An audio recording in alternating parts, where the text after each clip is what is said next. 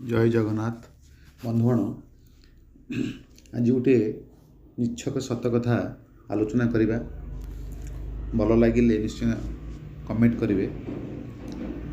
विश्वास नहले भी सत जेतेबेले संपर्क रे सेल्फ इंटरेस्ट हासिल हो जाए सेतेबेले छाड़ी चली जीवार गोटे नुआ बाहाना सृष्टि हो जाए जार नाम होउछि परिस्थिति।